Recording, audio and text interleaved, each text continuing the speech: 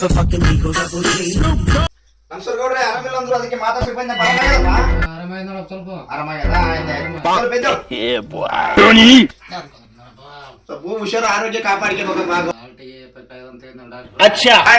ಬಾಳ್ ತಗ್ಗೌಡ, ಬಾಳಣ್ಣ ಬಾಳ್ ತಂದೆ ಕೊಡ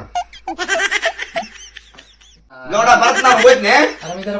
ಏ ಆರಾಮ್ ಕೊಡ, ಆರಾಮ್ ಮಾಡು. ನಾಷ್ಟ ಮಾಡ್ಕೊಂಡು ಹೋಗಪ್ಪ. ನಾಷ್ಟ ಬ್ಯಾಡ ಬಿಡ್ಕೊಳ್ ಮತ್ತೆ. ನಾಷ್ಟ ಮಾಡ್ಕೊಂಡು ಹೋಗಪ್ಪ.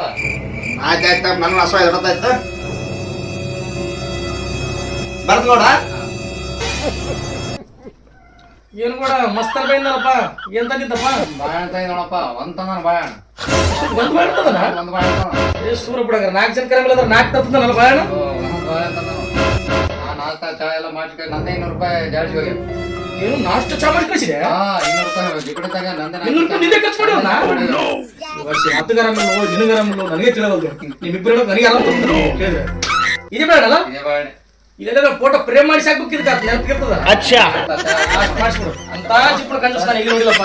ನೋಡಿಲ್ಲಪ್ಪ ಅಂತ